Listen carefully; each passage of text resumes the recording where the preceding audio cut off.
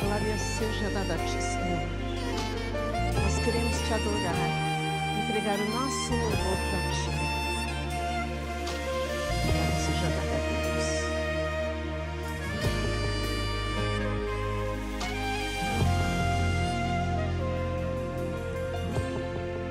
Sei que o Senhor não descartou o meu coração. Cada batida é uma reação. Ser encontrado por ti é minha decisão.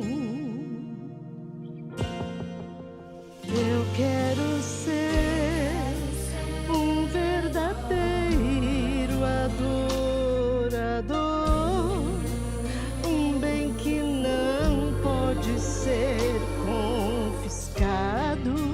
Por ti preciso ser achado. Senhor, quero facilitar o seu agir, sendo um legítimo adorador. Sei que procuras os corações quebrantados. Senhor, quero facilitar o seu agir, sendo um legítimo adorador. O meu desejo é ser encontrado, considerado por ti, verdadeiro adorador. Eu quero ser um verdadeiro adorador, um bem que não pode ser confiscado. Por ti preciso ser achado. Senhor, louve comigo. Quero facilitar o seu agir, sendo um legítimo adorador. Sei que procuras os corações quebrantados. Senhor, quero facilitar o seu agir, sendo um legítimo adorador. O meu desejo é ser encontrado, considerado por ti, verdadeiro adorador. Aleluia, glória seja dada a Deus, Senhor Jesus. Oh, Senhor, queremos louvar o teu nome. Aleluia. Diga assim: Senhor, louve comigo. Diga: Senhor, quero facilitar o seu agir, sendo um legítimo adorador. Sei que procuras os corações quebrantados.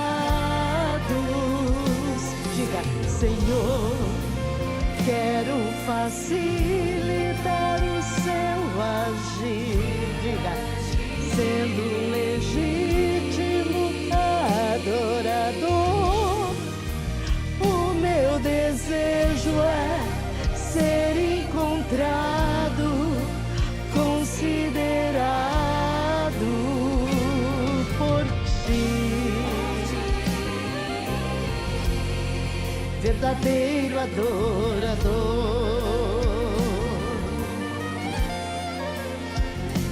Por ti, verdadeiro adorador. Aleluia, Senhor.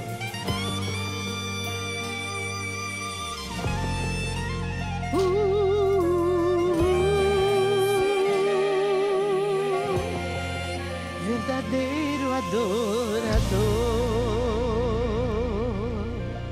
Glória seja dada a Deus. Amém.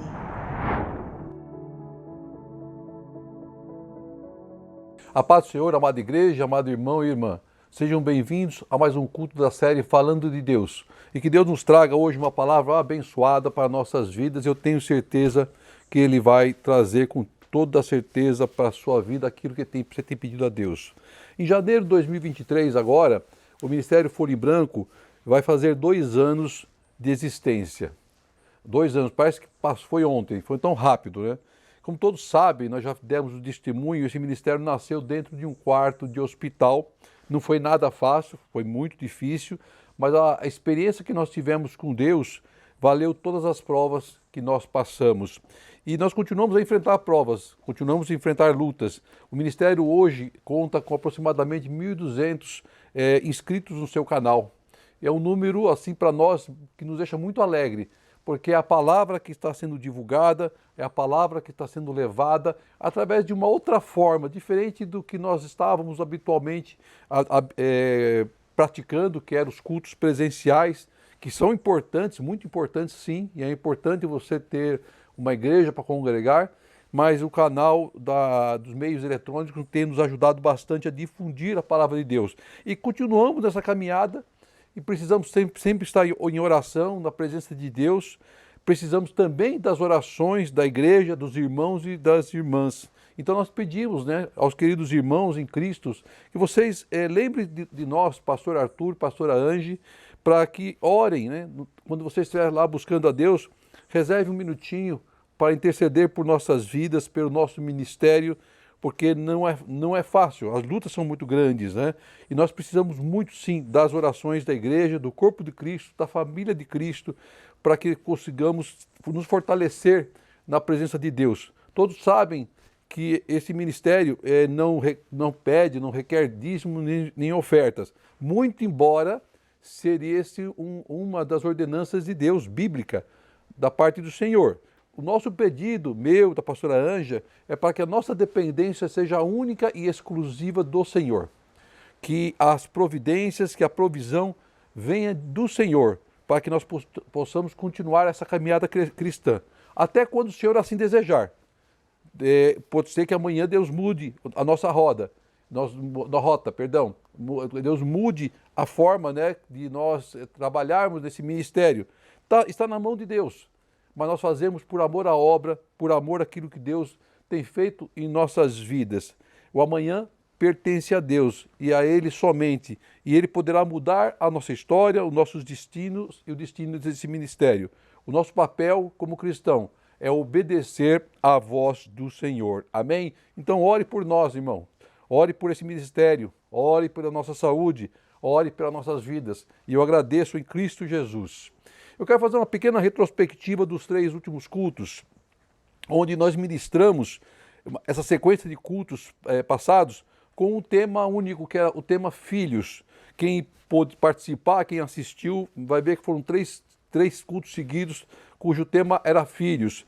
E creio que nós aprendemos muito, e foi muito bom para nossas vidas, aprendermos e entendermos o que Deus nos revela através da sua palavra, o significado, a importância de filhos em nossas vidas. Também gostei muito de explorar um tema específico e entender as diversas formas que Deus trabalha, as diversas formas que Deus usa para nos ensinar, nos trazer o seu rico ensinamento. E quero hoje também explorar um outro tema e poder repeti-lo nos próximos cultos. Quantos cultos? Não sei ainda. Vai depender do que Deus revelar, do que Deus mostrar. Mas eu quero, sendo usado por Deus, inspirados pelo Espírito Santo, usar o mesmo tema nos próximos cultos. E qual será esse tema? Será o alimento de Deus. O alimento de Deus. Então, no primeiro culto dessa série, em que o tema será o alimento de Deus, eu convido ao irmão, a irmã, a abrir a palavra em 2 Reis 4, do versículo 38 ao versículo 44. 2 Reis 4, do versículo 38 ao versículo 44. Diz assim a palavra de Deus. Depois Eliseu voltou a Gigal. Nesse tempo, a fome assolava a região. Quando os discípulos dos profetas estavam reunidos com ele, ordenou ao seu servo: ponha o caldeirão no fogo e faça um ensopado para esses homens. Um deles foi ao campo apanhar legumes e entrou uma trepadeira. Apanhou algum de seus frutos e encheu deles o seu manto. Quando voltou, cortou em pedaços e colocou no caldeirão do ensopado, embora ninguém soubesse o que era. O ensopado foi servido aos homens, mas logo que o provaram, eles gritaram: Homem de Deus, há morte na panela!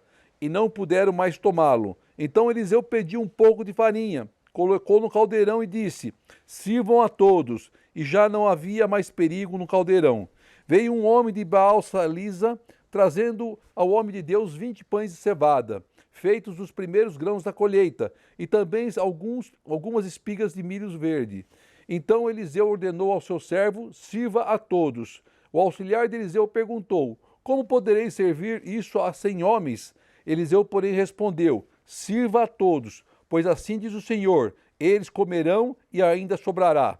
Então ele serviu a todos, e conforme a palavra do Senhor, eles comeram e ainda sobrou. Amém, amém. Essa palavra que relata um tempo em que a fome batia à porta do povo de Israel.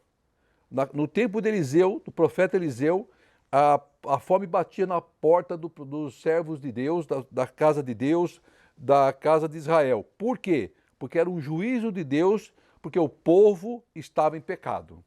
Porque o povo provocou esse juízo de Deus em virtude do seu pecado. Então diz a palavra que naqueles dias Eliseu voltou a Gilgal, encontrou ali os filhos dos profetas, que se assentaram à sua presença e esperaram de Eliseu uma resposta de Deus. Da parte do servo de Deus, eles esperavam um conforto, uma resposta, um milagre para aquele momento a qual eles estavam vivendo. Então, assim como eu, assim como você, nós esperamos de Deus uma resposta, um milagre, algo que Deus possa fazer por nossas vidas em atenção ao nosso clamor.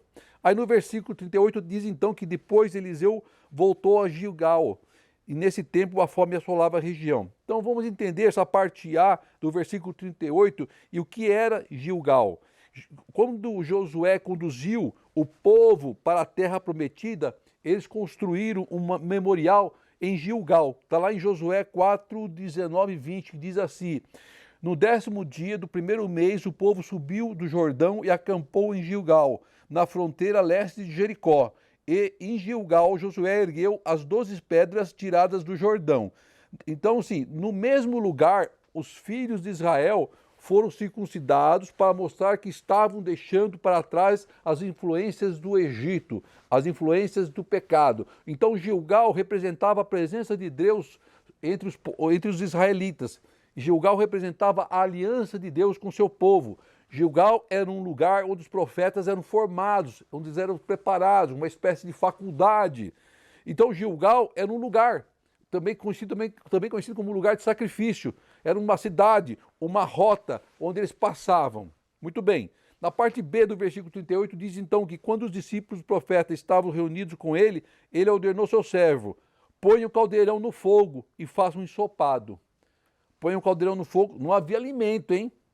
Lembre-se que a palavra fala que não havia alimento, havia fome e escassez de alimento. Mas então o profeta, ele improvisa, vamos dizer assim, o alimento para aqueles homens. Ele pede para que eles busquem no campo, na mata local, ervas, para que pudessem colocar naquele sopado, naquele caldeirão. Então ele manda o servo colocar primeiro a panela no fogo. Assim como a gente faz hoje, né? A gente vai fazer almoço, põe a panela no fogo lá e vamos preparar uma refeição. Então a panela no fogo representava isso, que seria preparada uma refeição, seria preparado algo para aqueles homens comerem. E a refeição seria um alimento. Mas que alimento se não havia nada? Então eles vão o quê? Eles vão no campo tentar conseguir ervas para preparar aquele ensopado.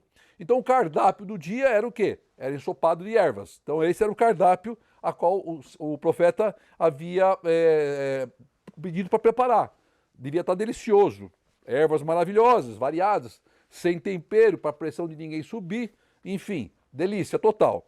Então era algo improvisado, com o que se tinha às mãos. Então Eliseu manda que todos tragam os ingredientes para aquele caldo, ou aquele ensopado, cada tradução diz de um jeito. E todos os profetas saem a campo em busca de ervas, como diz lá no versículo 39. E um deles foi ao campo apanhar legumes e encontrou uma trepadeira. Ele apanhou algum desses frutos. Aí eu fui pesquisar qual seria esse fruto, né? Muito bem. Então cada um trouxe algo para colocar no caldo. E esse alguém, um dos profetas, trouxe uma espécie de pepino bravos, que era uma planta tóxica, venenosa, chamada cientificamente como coloquindidas, o nome científico. E ela é venenosa, extremamente venenosa. Então ele não fez isso, a Bíblia não cita, mas ele não fez isso por propósito, por maldade. Ele fez porque ele não conhecia, então ele tomou aquela planta, disse que ele picou e mandou para dentro do caldeirão lá. Muito bem, então misturou-se toda aquela panela lá com aquele monte de erva, né? Eu imagino que deve ter ficado com uma aparência terrível, mas enfim, o caldo ferveu, engrossou, o cheiro devia parecer bom, não sei, e aí todos se serviam, pegaram suas tigelas e comeram ou beberam daquela sopa, né, daquele caldo, e em determinado momento alguém deve ter passado mal, ou mais de um passou mal, e alguém grita: a morte na panela. A morte na panela. Pare de tomar, porque nós vamos morrer envenenados. Ou seja, havia naquela situação do caldo, de um dos componentes ser um veneno. Então o ensopado, no versículo 40, o ensopado foi servido aos homens, mas logo que provaram, eles gritaram: homem de Deus, a morte na panela. E eles precisavam parar, eles não puderam continuar tomando. Então todos cessam de comer, todos param de tomar aquele caldo, todos param de tomar aquele ensopado, mesmo morrendo de fome. O que seria alegria passou de um momento para outro para tristeza, para medo, para preocupação, por situação até de morte. E quantas vezes, irmãos, são situações assim que acontecem em nossas vidas. De um momento de alegria, de repente é um momento de tristeza. Do momento de bênção, parece que a bênção é arrancada na nossa mão. O alimento que deveria ser para fortalecer aqueles homens, na verdade traria para eles traria para eles doença. Aí que entra um profeta de Deus, aí que entra um homem de Deus, aí que entra um ungido de Deus. Então o profeta precisou agir rapidamente no que estava acontecendo. Então ele sugeriu para se fazer o caldo, foi ele que sugeriu, ele pediu para buscarem as ervas, foi ele que mandou, ele pediu para que colocasse a panela no fogo, foi ele que fez isso. Então ele provavelmente se sentia responsável pelo que estava acontecendo, porque ele que fez o encaminhamento. Então a diferença era que Eliseu era um homem de Deus. A diferença é que Eliseu é ungido de Deus. A nossa diferença em relação às lutas do mundo é porque nós somos homens e mulheres de Deus. Esse tem que ser a diferença. E nesse momento vamos ver o primeiro milagre de Deus. O primeiro milagre acontecendo nessa passagem, agida e operada por um homem de Deus. Deus usa o teu servo, usa o seu profeta para operar um primeiro milagre nesse momento, nessa passagem. Está no versículo 41.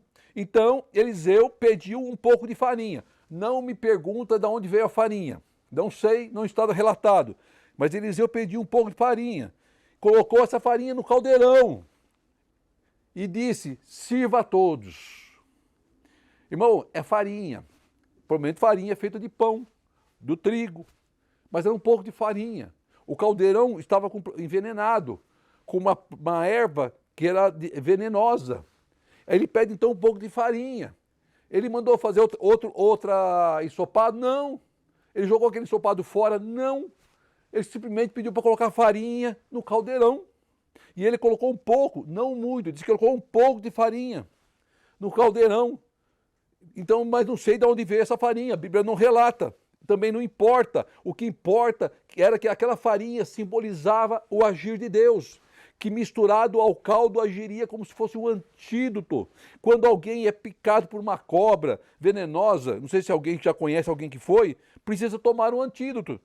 Precisa ir no Instituto Butantan, tomar uma vacina para poder combater aquele veneno, ou buscar um local que tenha um antídoto. Aquela farinha seria uma espécie de antídoto para aquele veneno, para aquela toxina que estava naquele caldo. E o veneno do pecado em nossas vidas só pode ser combatido e curado pelo sangue de Cristo, nosso Senhor. A nossa vida, quando nós somos envenenados pelo pecado, pelo mundo, a única forma de combatermos o pecado, o veneno da nossa vida, do nosso corpo, da nossa alma, do nosso coração, é através de Cristo. E o profeta não mandou fazer outro caldo. Ele usou o mesmo caldo para mostrar para aquele povo, para aqueles homens, que havia um agir de Deus naquele lugar. Aquele caldo que estava envenenado, você soubesse que um caldo está envenenado, você se arriscaria a tomar ele de novo? Mesmo que a pessoa fale, não está mais envenenado. Eu tenho dúvida se alguém aceitaria tomar aquele caldo de novo. Claro que não tomaria, mas aquela farinha, aquele homem queria mostrar que havia um agir de Deus naquele lugar. A farinha representava o agir de Deus naquele lugar. De uma situação de morte, Deus faria uma situação de bênção. Somente Deus pode reverter em nossas vidas situações de morte e de luta. A farinha simbolizava a mão de Deus sobre a vida daqueles homens.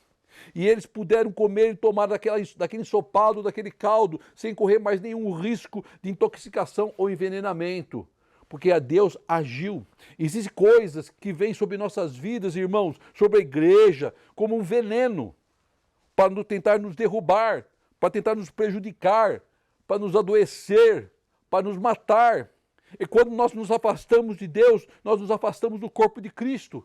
Aí nós ficamos sujeitos a sermos contaminados, porque perdemos a comunhão, porque perdemos discernimento das coisas, porque absorvemos coisas estranhas em nossa vida, em nossa mente, em nosso corpo, e não há antídoto para poder combater, porque nós nos afastamos de Cristo, trazendo para dentro de nossas vidas, da igreja, da nossa casa, os males do mundo, que causam mal-estar e morte, que vão nos encher de veneno, que vão nos contaminar com veneno.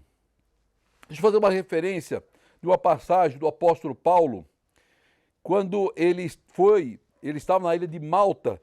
Diz a Bíblia, relata que os habitantes daquele lugar o receberam e fizeram uma fogueira para esquentar do frio. E Paulo estava colocando gravetos no fogo, quando uma víbora venenosa sai do calor e se prende na sua mão, na mão do apóstolo. E ele chacoalha a mão, apenas chacoalha a mão, e a víbora se solta. E aí todos que estavam ali ficam apreensivos, aguardando que o apóstolo inchasse e morresse, em virtude daquela víbora ser extremamente venenosa. Mas a palavra diz que nada aconteceu ao apóstolo, e o veneno da víbora não agiu sobre a sua vida. Por quê? Por quê? Porque ele era um homem de Deus. E ele, como sendo um homem de Deus, ele estava imune ao veneno daquela víbora, daquela cobra. Quando nós estamos na presença de Deus, nós estamos imunes aos venenos do mundo, do pecado.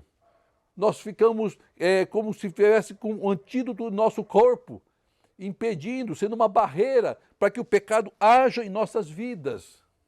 É isso que a palavra está nos ensinando.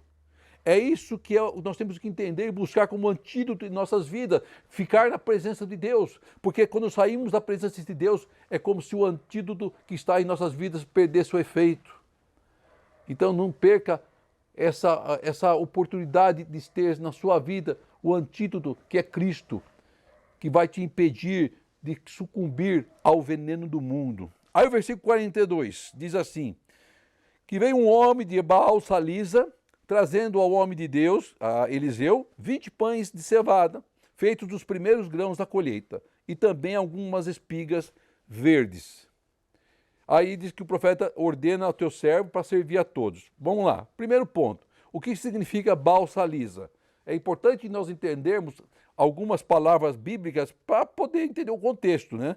Bom, do hebraico significa senhor da Salisa ou dono da Salisa, que era um lugar, uma aldeia. Era uma cidade, uma aldeia.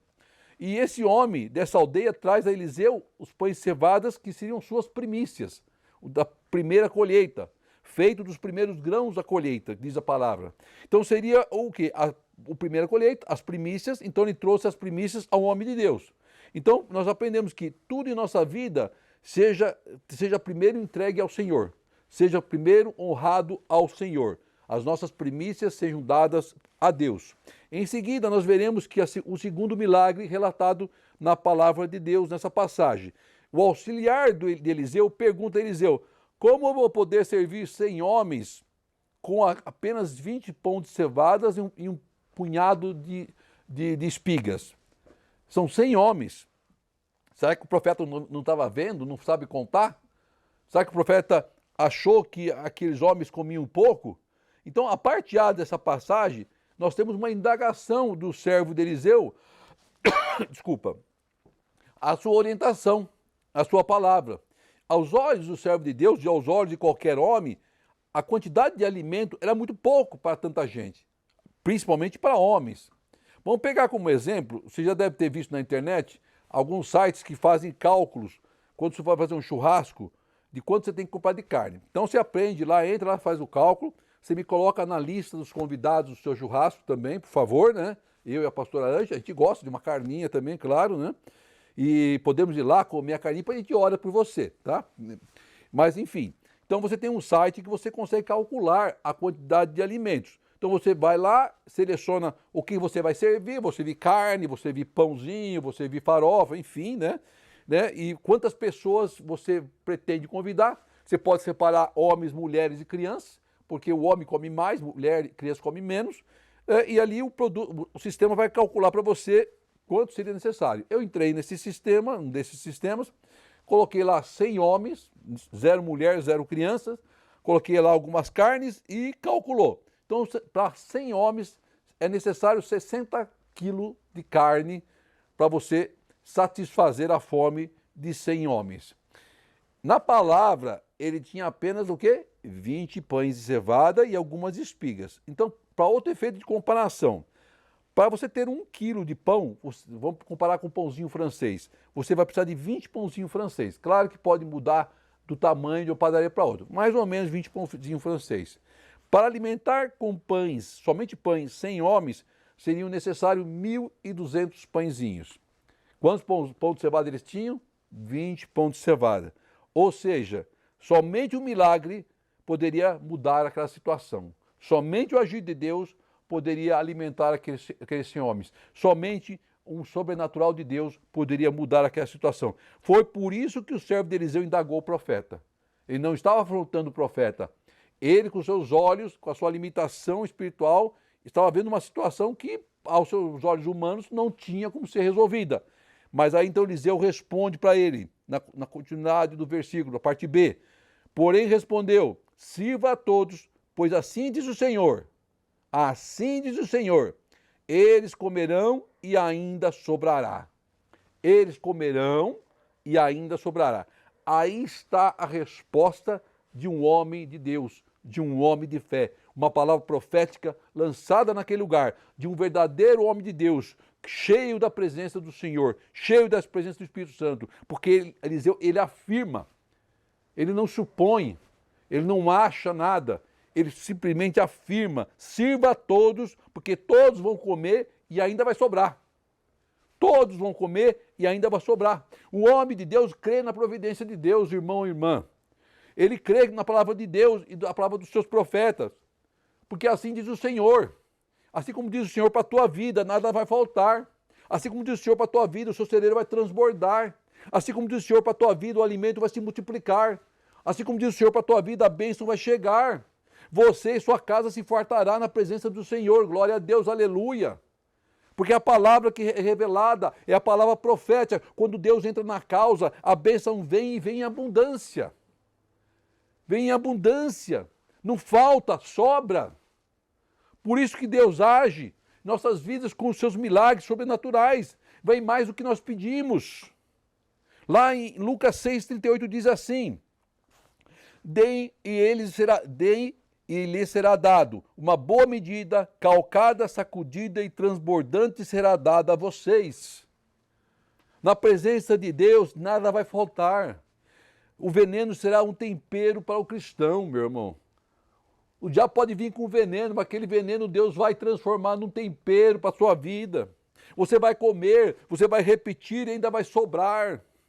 Vai satisfazer e nada fará mal para a sua vida.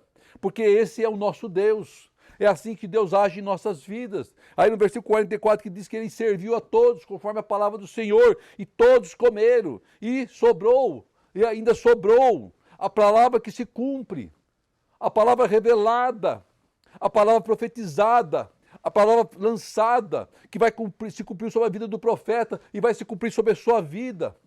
Um homem e uma mulher de Deus recebem essa palavra profética em nome de Jesus. Profetiza a vitória sobre a sua vida, profetiza a vitória sobre a sua família, profetiza a bênção sobre a sua casa. Você tem a autoridade do Senhor para profetizar. Para de murmurar, para de reclamar. Temos que exercitar a nossa fé, confiar no Senhor, ter a certeza da providência de Deus sobre todas as coisas. Deus nunca deixou e nunca nos deixará sem resposta.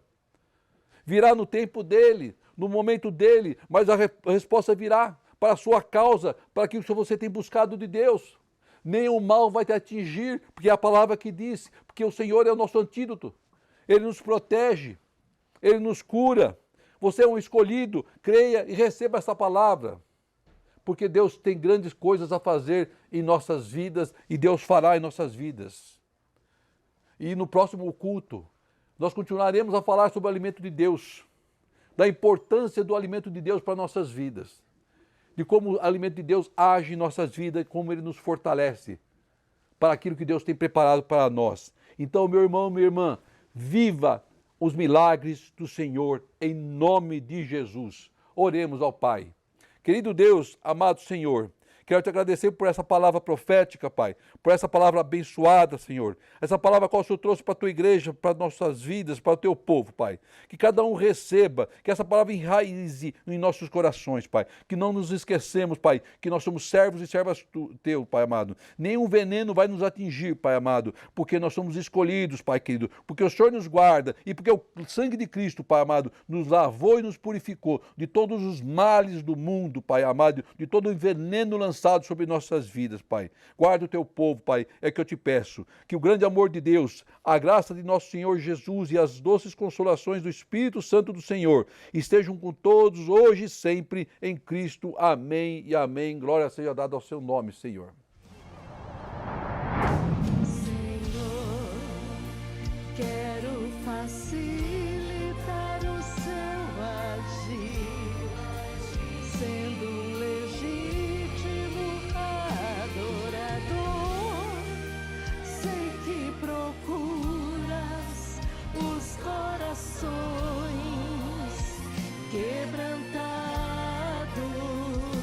Diga, Senhor, quero facilitar